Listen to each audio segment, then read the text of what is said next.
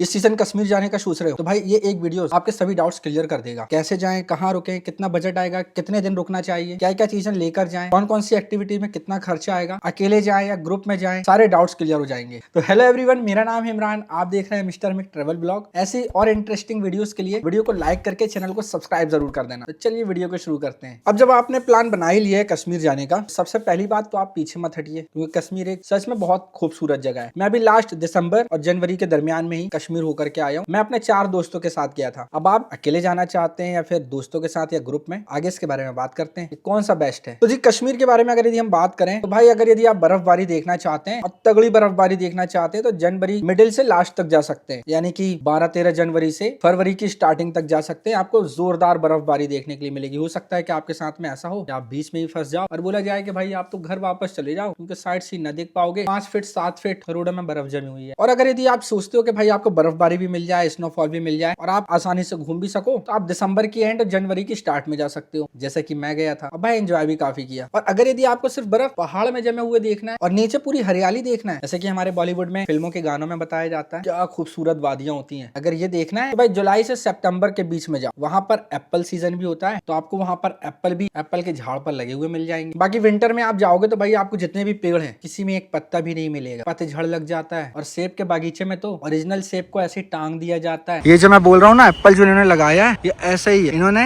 इसको ऐसा ही जो है लगा दिया है दिखाने के लिए, ताकि आप लोग उन एप्पल को देख करके आओ और एप्पल जूस पियो वहां पर। तो चलो सीजन की बात तो मैंने बता दिया। विंटर में जाना चाहते हो तो जनवरी से फरवरी तक में आप जा सकते हो। स्नोफॉल देखना है और स्नोफॉल नहीं देखना है, विंटर के मजे लेने हैं, तो आप फरवरी से अप्रैल के बीच में भी जा सकते हो। अब हम बात करते हैं कि कश्मीर जाएं कैसे। तो भाई आप इंडिया में कहीं से भी हो, हाँ जो लोग इंडिया के बाहर हैं आपको इंडिया तो आना पड़ेगा। इंडिया में आप मुंबई या दिल्ली जहां पर भी उतरोगे वहां से आप अपनी जर्नी अब स्टार्ट कर देना, जो मैं बता रहा हूँ। हाँ तो मैं ये बोल रहा था, आप इंडिया में कहीं से भी हो तो आप 3 माध्यम से जा सकते हो। पहले तो आप अपने नजदीकी रेलवे स्टेशन में जाओ। रेलवे स्टेशन में जाने की जरूरत क्या है भाई, जब हाथ में मोबाइल हो, मोबाइल एप्लीकेशन में ई रेल ऐप डाउनलोड कर लो और वहां अपने नजदीकी स्टेशन जो भी जंक्शन है, जंक्शन से सीधे जम्मू तवी तक के लिए देखो क्या कोई डायरेक्ट ट्रेन है तो पहले आप अपने आने और जाने का टिकट जरूर कंफर्म देख लेना, क्योंकि अगर टिकट कंफर्म नहीं हुआ तो आप बहुत ज्यादा फंस सकते हो। ऐसा ना हो कि जाने की देख लो, आने की कंफर्म ना मिले तो भी फंस सकते हो। आने जाने की दोनों टिकट कंफर्म देख लेना। और अगर यदि आपके नजदीक में कोई भी स्टेशन में कंफर्म नहीं है तो सबसे सस्ता और अच्छा ऑप्शन है आप अपने शहर या स्टेट से सीधा ही दिल्ली चले जाओ। और दिल्ली से आपको जम्मू तवी के लिए काफी सारी ट्रेन मिल जाती हैं। अब आपको दिल्ली जा करके ट्रेन चेक नहीं करना है, आपको तो आपके मोबाइल पर ही घर बैठे दिल्ली से जम्मू तवी तक के लिए ट्रेन सर्च कर लेनी है। और दिल्ली से जो ट्रेन का किराया है ना, वो 450-500 रुपए से स्टार्ट हो जाता है। अब स्लीपर एसी, सेकंड एसी या फर्स्ट एसी जिसमें भी आप सफर करना चाहो, जैसा आपका बजट है आप उस हिसाब से टिकट की एबिलिटी चेक कर सकते हैं, क्योंकि वहां से तो बहुत सारी ट्रेनें चलती है जम्मू तवी के लिए। अब जब आपको टिकट कंफर्म मिल जाती है जाने की जम्मू तवी के लिए, अब रेलवे स्टेशन में उतर रहे हो तो कम से कम आपको 4 नाइट 5 डेज का कम से कम पैकेज तो आपको लेना पड़ेगा, तभी तो आप कश्मीर में घूम पाओगे। अब जब जाने का टिकट मिल ही गया है, 5 दिन के बाद का आप रिटर्न चेक कर लो टिकट, तो ये तो हो गया भाई आपका ट्रेन से आने जाने का, और जिसका मैंने आपको भाड़ा भी बता दिया है। और अगर यदि आपके पास में थोड़े से ज्यादा पैसे हैं तो आप अपने नजदीकी एयरपोर्ट से डायरेक्ट श्रीनगर एयरपोर्ट के लिए टिकट बुक करा सकते हैं, फ्लाइट की, जहाज की। और फिर क्या, फ्लाइट में तो टिकट कंफर्म मिल ही जाती है, जाने और आने की टिकट बुक कर लेना। अगर दिल्ली की बात करूं तो दिल्ली से आपको 8,000 से 9,000 के बीच का टिकट मिल जाएगा, जो कि आपको दिल्ली से श्रीनगर तक फ्लाइट छोड़ देगी। रिटर्न की बात करें तो रिटर्न में भी आपको 8 से 10-11 हजार के बीच का रिटर्न टिकट भी मिल जाएगा। और फ्लाइट के जो प्राइस होते हैं ना, बहुत ज्यादा फ्लक्चुएट करते हैं, ऊपर नीचे बहुत होते हैं। अगर दिल्ली से महंगा पड़े तो सिर्फ दिल्ली के चक्कर में मत रहना, अपने कोई नजदीकी दूसरे एयरपोर्ट से भी सर्च कर लेना श्रीनगर के लिए। अगर कनेक्टिंग फ्लाइट मिलती है तो सस्ती होगी, डायरेक्ट फ्लाइट तो महंगी होगी, ये आप सर्च कर लेना। और अगर यदि आप फ्लाइट से जाना चाहते हो तो सबसे इंपॉर्टेंट चीज बात का आपको याद रखना है, 15 किलो यानी कि 15 kg लगेज और 7 kg हैंड बैग, इससे ज्यादा आपको कैरी नहीं करना है। क्योंकि अगर यदि 15 किलो से ज्यादा होगा तो वहां पर एयरपोर्ट में आपको सामान निकालना पड़ेगा, तो आप रखोगे कहाँ, तो वह सीधा ही एयरपोर्ट में फेंक दिया जाएगा। तो इस चीज का याद रखें। अगर यदि आप वहां से कुछ खरीदारी करके अपने परिवार के लिए लेकर आना चाहते हो तो लगेज में उतने केजी आइटम कम लेकर जाएं। लगेज जितना हल्का होगा तो वहां से आप खरीदारी करके लेकर आ सकते हैं, अगर यदि फ्लाइट से सफर कर रहे हैं। अगर यदि आपने एग्जैक्ट 14-15 किलो यहाँ पर लगेज लेकर गया तो वहां से रिटर्न में आपको प्रॉब्लम होगी। आपने वहां शॉपिंग किया तो लगेज में आपको आपका सामान पर्सनल निकालना पड़ेगा, या फिर वहां से आप पार्सल करवाएंगे। और एयरपोर्ट में तो 1200 से 1800-2000 रुपए पर केजी तक चली जाती है, तो इस चीज का विशेष रूप से ध्यान रखें। और अगर यदि आपके पास में कुछ ज्यादा ही पैसे हैं तो भाई आप अपनी पर्सनल कार लेके भी जा सकते हैं, लेकिन वो थोड़ा सा रिस्की होता है, लेकिन एंजॉयमेंट भी बहुत आता है। ये 3 साधन से आप कश्मीर में एंटर कर सकते हैं। पैकेज का मैंने आपको बताया कि कम से कम 4 नाइट 5 डेज पैकेज तो आप लेकर ही जाएं। अब आप सोलो जाना चाहते हैं तो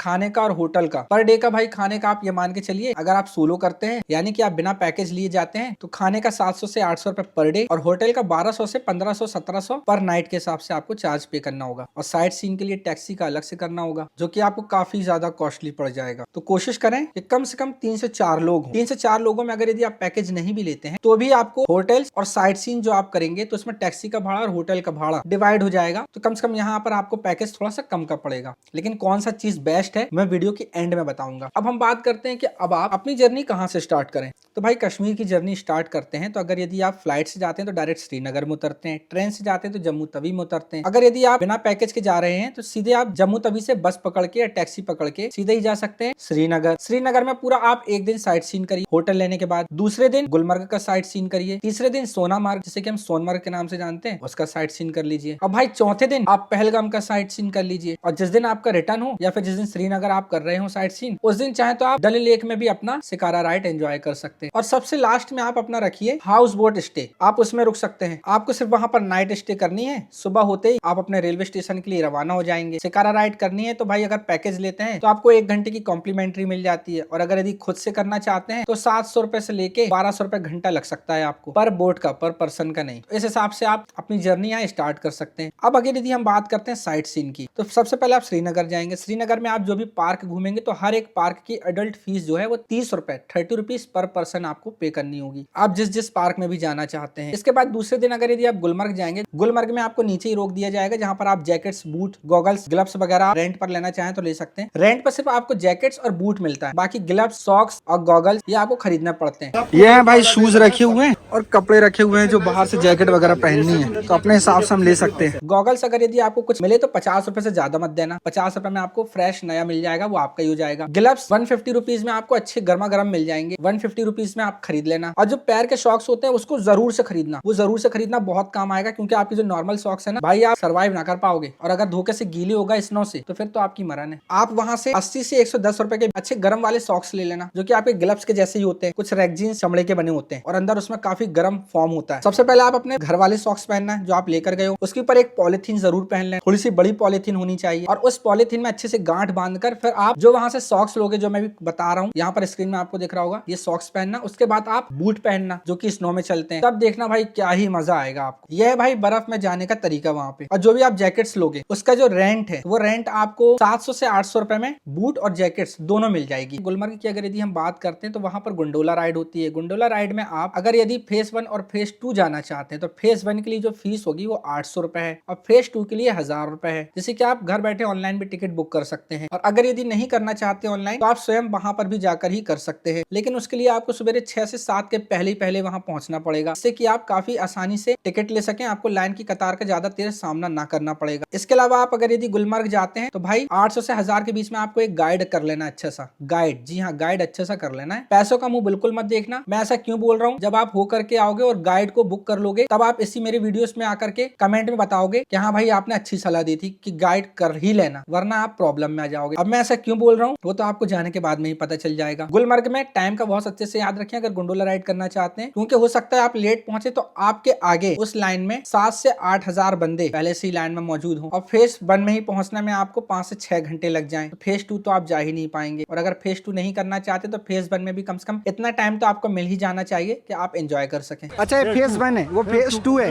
अभी हम फेज 1 है। फेज 2 के लिए आपको और ऊपर जाना पड़ेगा, लेकिन वो बहुत ज्यादा हाइट हो जाएगा। अब गंडोला राइड अगर यदि आप जाते हैं तार केबल के द्वारा आप जाते हैं, तार केबल से ऊपर जाकर जब आप बीच में हसीन वादियां आपको देखने के लिए मिल जाती है और उतरने के बाद आपको बर्फ अच्छी खासी देखने के लिए मिल जाती है। वहां पर आप स्केटिंग कर सकते हैं। स्केटिंग ना ही करो तो बेहतर है, स्केटिंग के नाम पर बेवकूफ बनाते हैं। 20-25 मीटर में ही स्नो में वो आपको चलवाते हैं और पीछे से पकड़े रहते हैं और उतने के आपसे 1000 रुपए ले लेते हैं। बार्गेनिंग करके आप 700-800 रुपए भी यहाँ तक स्केटिंग का ला सकते हैं, लेकिन अगर पैसे हैं, फोटो खिंचवाने के शौक है भाई, आप 1000 रुपए लगा सकते हैं, वरना मुझे तो बिल्कुल बकवास लगा। इसके बाद एक चीज जरूर करिएगा, यहाँ से आप आगे जाएंगे तो आप स्नो स्कूटर जरूर बुक कर लेना, जिसका चार्ज 2000 रुपए पर पर्सन होता है और एक बंदे को एक ही स्कूटर मिलता है। तो स्नो स्कूटर वाले तो खुद आपको अपनी स्कूटर पर बिठाल के उस पॉइंट से थोड़ा दूर हाई पॉइंट पर ले जाएंगे। यहाँ आपको गाड़ी नहीं चलाने देंगे, गाड़ी आपको तो रिटर्न में चलाने मिलेगी और फिर अगर यदि कुछ दक्षिणा देना चाहते हैं उनको तो दे सकते हैं, अन्यथा नहीं भी देंगे तो कोई दिक्कत नहीं। 2000 रुपए आपके स्नो स्कूटर के लगेंगे। अब वहां पर आपको भाई जगह जगह कश्मीर में लोग मिल जाएंगे कि भाई अगर इस प्रकार का वीडियो करवाना चाहते हैं तो पहला वीडियो मैं आपको ऐसी सैंपल के तौर पर फ्री में कर देता हूँ, सैंपल देख लेना आप, और पसंद आता है तो हम आपसे 200 रुपए 250 रुपए पर रील का चार्ज कर लेंगे और कुछ फोटोज पिक्चर्स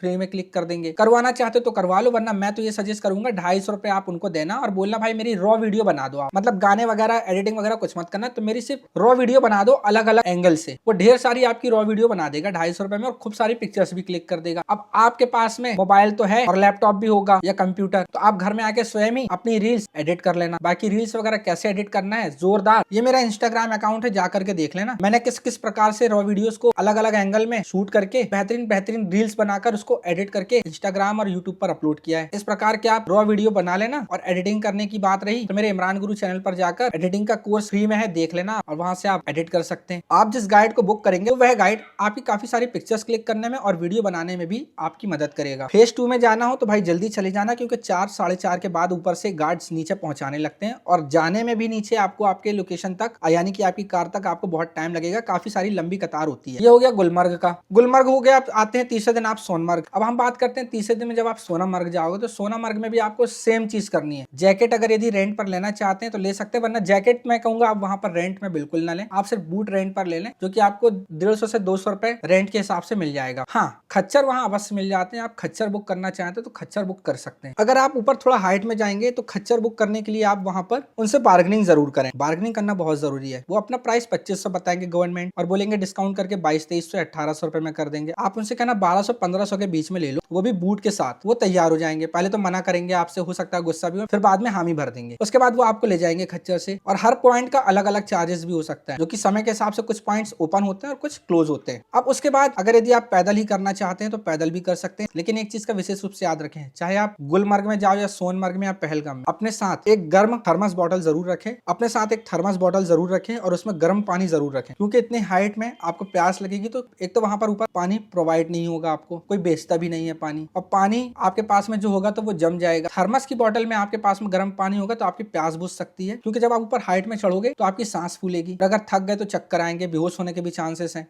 तो आप पानी पियोगे तो आपको काफी ज्यादा रिलीफ मिलेगा, क्योंकि आपको पानी ऑक्सीजन की कमी जो है वो पूरी करेगा। तो ये था भाई सोनामर्ग का साइट सीन। अब इसके बाद वहां पर आपको हाथ से गाड़ी ढकेलते हैं, इस प्रकार की आपने देखा होगा। अलग अलग पॉइंट का अलग अलग चार्जेस है। आप थोड़ा सा ऊपर से नीचे आओगे तो 100 रुपीज में वो आपको लकड़ी की टिक टिक घोड़े में बैठा के आपको स्लाइड करा देंगे। ऊपर जाओगे तो वही प्राइस आपको 200 से 250, 300 रुपए में हो जाता है। तो इस प्रकार की एक्टिविटीज कर सकते हैं। वहां पर भी आपको फोटोज वीडियोग्राफर मिल जाएंगे, जो कि 200-250 रुपए में आपकी रील्स बना देंगे और कुछ पिक्चर्स क्लिक करके दे देंगे। लेकिन उनसे भी बोल देना भाई कि हमारी सिर्फ रॉ वीडियोस बना दो, एडिट हम खुद कर लेंगे, क्योंकि एक वीडियोस का वो 200 से 250 रुपए एडिट करने का लेंगे। आप जितनी ज्यादा रील्स बनाओगे तो आपको काफी महंगा पड़ जाएगा। अब यहाँ सोनामर्ग से आप होटल आओगे। अब चौथे दिन जाओगे आप पहलगाम। पहलगाम में आप जाओगे तो पहलगाम में आप देखोगे काफी सारे पॉइंट्स हैं और हर पॉइंट्स के यहाँ पर आपको रेट लिस्ट मिल जाएगी, जो कि गवर्नमेंट रेट लिस्ट वहाँ लगी हुई है। लेकिन यहाँ बार्गेनिंग जरूर करें, बार्गेनिंग बहुत होती है पूरे कश्मीर में ना। आप थोड़ा सा यहाँ पर ना बार्गेनिंग कर सकते हैं, बार्गेनिंग करें, क्योंकि कुछ पॉइंट्स बंद है, कुछ पॉइंट्स बस चालू है, जैसे की मिनी स्विट्जरलैंड है वो बंद है और भी कुछ पॉइंट्स है वो बंद हो चुके हैं। अब वो कब चालू होगा वो पता नहीं। खच्चर वालों से बार्गेनिंग करें, जो कि हमने बार्गेनिंग करके 900 रुपए में किया था। 900 रुपए में हमने वहां पर हमें बूट की जरूरत नहीं पड़ी थी, क्योंकि हम स्नो में नहीं गए थे। वहां पर बर्फबारी हमें देखने के लिए नहीं मिली थी। अगर यदि आप लोगों को मिले तो आप वहां पर 150 से 200 रुपए में बूट ले सकते हैं रेंट पर, और लोकेशन के हिसाब से खच्चर बुक कर सकते हैं, जो कि हमने 900 रुपए में खच्चर बुक किया था, जो कि हमें नजदीकी पॉइंट पर लेकर गया था। अब भाई पहलगाम फेमस है मिनी स्विट्जरलैंड के नाम से, क्योंकि बहुत ही अच्छा पॉइंट है वहां पर, जो कि जुलाई, अगस्त, सितंबर में तो और भी ज्यादा खूबसूरत दिखता है, हरियाली। अब इस सीजन में अगर यदि विंटर सीजन में जाओगे तो हो सकता है आपको वो पॉइंट बंद मिले या फिर बर्फबारी मिले। लेकिन अभी जब मैं गया था तो वहां पर वो पॉइंट पूरी तरीके से बंद कर दिया गया था और हमें ये बताया गया कि जो लास्ट आतंकी हमला हुआ था उसको देखते हुए बंद किया गया। लेकिन जब हमारे आने के बाद हमें पता चला कि वो पॉइंट बंद तो था, लेकिन बीच बीच में वो खुलता भी है। अब आप जाओगे, अब आपके टाइम पर वो पॉइंट खुला आपको मिलेगा या नहीं उसकी जानकारी मैं नहीं दे सकता, वो तो आपको वहां जाने के बाद ही पता चलेगा। और अगर यदि आपको पेट साफ करना हो या फिर जोर की टॉयलेट लगी हो तो 10 रुपए में वहां पर आप फारिग हो सकते हो। ऊपर जाने से पहले ही आप नीचे फारिग होकर के जाना, सोनामर्ग में भी और गुलमर्ग में भी और पहलगाम में भी। 10 रुपए में आप लेडीज और जेंट्स टॉयलेट दोनों ही मिल जाएंगे, वो आप यूज कर सकते हो। और एक चीज और, पानी ले जाना मत भूलना, गर्म पानी थर्मस की, जहां पर भी आप पॉइंट में जा रहे हो पीने के लिए, मैं बार बार बोल रहा हूँ। पहलगाम में साइट सीन करने के बाद आप आओगे सीधा ही अपने हाउस बोट में स्टे करोगे, रात में स्टे करोगे और दिन में आप अपनी शिकारा राइड एंजॉय करोगे। शिकारा राइड जब आप अपने एंजॉय करोगे तो भाई हर एक घंटे का 700 से 1200 रुपए घंटे के हिसाब से आपको बोट चार्ज करेगा। अब अगर यदि आप जितने घंटे एंजॉय करना चाहते हो करो। अब उसके बाद आप अपने रिटर्न टिकट के अनुसार जिस माध्यम से भी अपने होम टाउन वापस जाना चाहते हैं वहां के लिए रवाना हो जाए। अब हम बात कर लेते हैं मेन इंपॉर्टेंट टॉपिक पर कि आप जाएं तो कैसे जाएं। भाई सबसे अच्छा तरीका मैं बता रहा हूं, अगर यदि आप 3 या 4 बंदे हो तो आप पैकेज लेकर जाएं किसी भी टूर एजेंसी, वहां से आप पैकेज ले लें, आपको बहुत सस्ता पड़ेगा। ट्रांसपोर्टेशन में आपको कोई भी परेशानी का सामना नहीं करना पड़ेगा। होटल चेक इन चेकआउट में आपको कोई भी परेशानी का सामना नहीं करना पड़ेगा। और इससे भी अच्छी बात, जो भी मील्स है, खाने पीने का, सुबह का ब्रेकफास्ट और रात का डिनर, आपको बिल्कुल भी परेशानी का सामना नहीं करना पड़ेगा। तो अगर यदि आप पैकेज लेके जाते हो